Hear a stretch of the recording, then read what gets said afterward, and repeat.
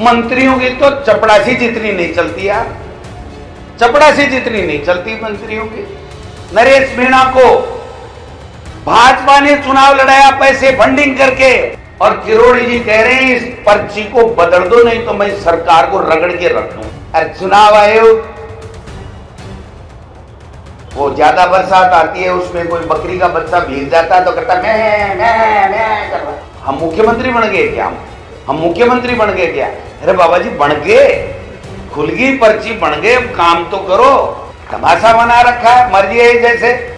मुख्यमंत्री जी कुछ कर नहीं पा रहे हैं, तानाशाही, हिटलरशाही, दादागिरी, इनको टाइम पास सरकार है। पहले तो मैं कहता था पर्ची सरकार, ये सरकार टाइम पास सरकार है, टाइम पास सरकार कि वोट चोर गद्दी चोर। और मंत्री और विधायकों की मुख्यमंत्री नहीं सुनता, ब्यूरोक्रेसी नहीं सुनती। जिन अधिकारियों ने जानबूझ करके 5 साल के अंदर अंदर ये परिसीमन का कार्य नहीं किया, चुनाव नहीं कराए, वोटर लिस्ट का गठन नहीं किया, उनके खिलाफ हमको अलग से मुकदमा दायर करके उनको सजा दिलाने की व्यवस्था करनी चाहिए। ये कांग्रेस पार्टी का कार्यकर्ता करके दिखाएगा। तमाशा बना रखा है, मर्जी है जैसे। मुख्यमंत्री जी कुछ कर नहीं पा रहे हैं, मंत्री अनर्गल बयान दे रहे हैं, मर्जी है जैसे बयान दे रहे हैं। तानाशाही, हिटलरशाही, दादागिरी, कानून व्यवस्था नाम की कोई चीज नहीं है। मंत्रियों की तो चपड़ासी जितनी नहीं चलती यार, चपड़ासी जितनी नहीं चलती मंत्रियों की। सवाल यह है कि इस लड़ाई को लड़ेगा कौन? हम लड़ेंगे, क्योंकि इस देश की आजादी में हमारे नेता, कांग्रेस पार्टी के नेताओं ने खून बहाया है, बलिदान हुए हैं। हमने, हमारे बाबा साहब ने संविधान बनाया है, हमारे नेताओं ने संविधान में संशोधन करके 73वां और 74वां, राजीव गांधी जी ने हमको 5 साल में वोट का अधिकार दिया, आरक्षण की व्यवस्था दी, महिलाओं का आरक्षण होगा, ओबीसी का आरक्षण होगा। और इन्होंने क्या किया? 1.5 साल तक तो गोलगप्पे खाते रहे, बैठे रहे। हम मुख्यमंत्री बन गए क्या? हम मुख्यमंत्री बन गए क्या? अरे बाबा जी बन गए, खुल गई पर्ची, बन गए, काम तो करो। उनको विश्वास ही नहीं हुआ कि मुख्यमंत्री भी बन गया मैं, और इसमें निकाल दिया जो ओबीसी का सुप्रीम कोर्ट का फैसला है कि ओबीसी की सर्वे करा करके जो ओबीसी का आरक्षण दे रहे हो, उस सर्वे के बगैर आप नहीं दे सकते। आप देखिए 1.5 साल में कोई आयोग नहीं बनाया, आखिरी में मदन लाल जी के चेयरमैनशिप में सेवानिवृत्त न्यायाधिपति है, उनकी चेयरमैनशिप में बनाया। और मुझे कल पता चला है, मैं आपको बताना चाहता हूं, मीडिया को बताना चाहता हूं कि वो आयोग ये कह रहा है कि आप हमको तो अभी तक संसाधन ही उपलब्ध नहीं कराए। संसाधन का मतलब बैठने की जगह, गाड़ी घोड़ा, अधिकारी कर्मचारी, पेन स्याही की दवात, कलम, पन्नों की रिम, यही तो होता है संसाधन। और तो रॉकेट थोड़ी उपलब्ध कराना है इनको, ड्रोन थोड़ी उपलब्ध कराना है इनको, कोई कुछ भी नहीं है। और आज के अखबार में आपने पढ़ा होगा, वो न्यायाधिपति कह रहा है कि अभी तो समय लगेगा भाई साहब, अभी तो हमने कुर्सी संभाली है, काम तो हमने शुरू किया ही नहीं।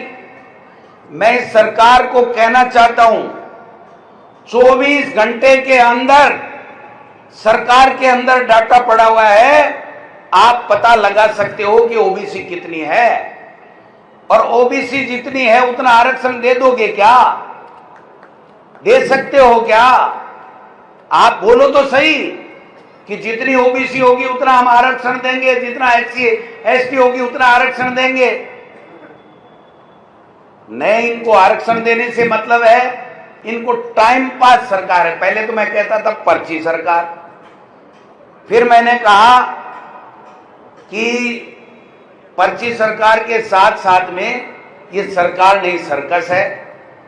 और आज मैं आप सबके सामने इस सरकार का नामकरण कर रहा हूं।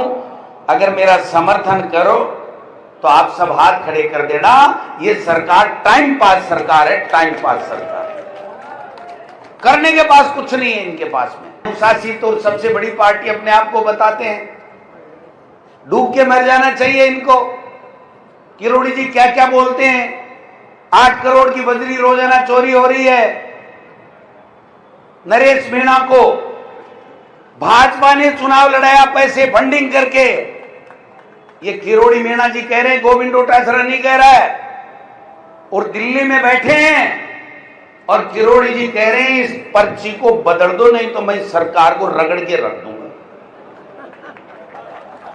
ठीक है ना, क्योंकि झूठे आरोप लगाना तो उनसे बड़ा कोई खिलाड़ी हो ही नहीं सकता। तो जब लगाने हैं तो इनको तो सच्चे लगाने के लिए भी मादा है।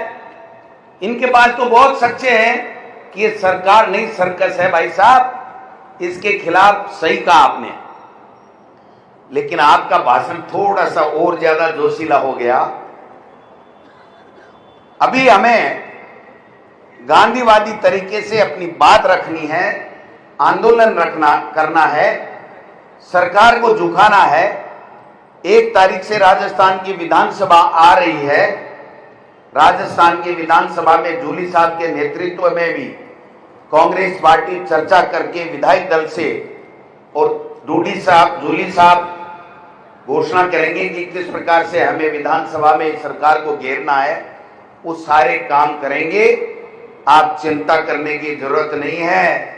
ये वोट चोर गद्दी छोड़ का जो नारा है ना, ये इनका सूपड़ा साफ कर देगा। हमारे नेता राहुल गांधी जी ने जो कहा है कि वोट चोर गद्दी छोड़। 10 आदमी बोले भाई जी यहाँ थोड़ी चलेगा, यहाँ गद्दी छूटेगे बेईमाना की। थोड़ा चोर वोट चोर, वोट चोर, वोट चोर। हाँ यहाँ अब थोड़ा ठीक है। सवाल ये है कि हमारा नेता खुलेआम कह रहा है चुनाव आयोग के, अरे चुनाव आयोग वो ज्यादा बरसात आती है उसमें कोई बकरी का बच्चा भीग जाता है तो कहता है मैं कर रहा है, मैं कर रहा है। अरे भाई क्या हमारा डाटा नहीं है तो अफगानिस्तान से लाए हैं क्या हम? डाटा तो तुम्हारा है, वोटर लिस्ट तुम्हारी है, बेईमानी तुम्हारी है, साजिश तुम्हारी है। तुम बीजेपी के प्रवक्ता बने हुए हो, बीजेपी के लोग तुम्हारे प्रवक्ता बने हुए हैं, एजेंट बने हुए हैं। तमाशा लगा रखा है इन लोगों ने। अभी कह रहे थे जूली साहब कि आपका वो डायलॉग आ जाना चाहिए, तो मैं समझा नहीं, लेकिन मेरे को जूली साहब याद आ गया। जब मैं भाषण देता हूं और जब परवान पे मेरा भाषण होता है तो मैं एक ही बात कहता हूं कि सरकार ने तमाशा बना रखा है। तमाशा ही है।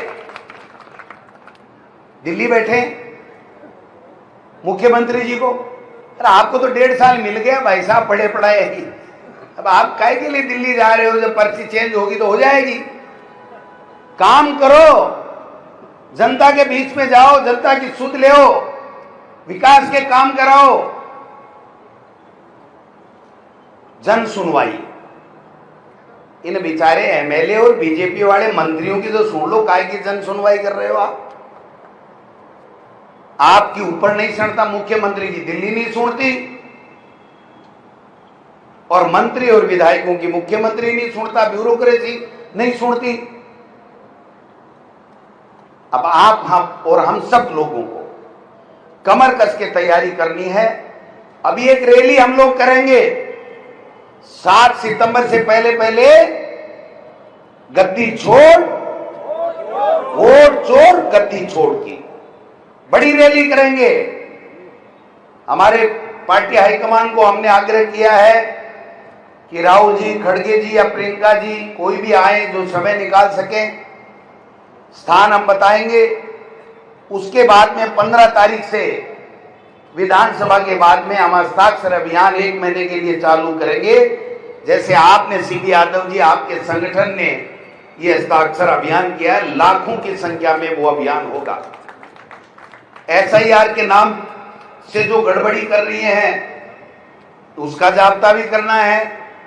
पंचायती राज के चुनाव भी इनको कराने पड़ेंगे, इनके घुटने टिका देंगे, चुनाव करा करके रहेंगे। और मैं तो जूली साहब आपसे आग्रह करता हूं, विधायक दल की बैठक बुलाओ, तो हमारा सबसे प्रमुख मुद्दा होना चाहिए, उसमें सबसे बड़ा मुद्दा होना चाहिए कि हे निकम्मी सरकार, चुनाव करवाओ, पंचायती राज और नगर निकाय के चुनाव कराओ और इस लोकतंत्र को बहाल करो। वोट चोरी बंद करो, इस संविधान पे हमला करना बंद करो, इसकी धज्जियां उड़ाने बंद करो। ये सारी चीजें होनी चाहिए।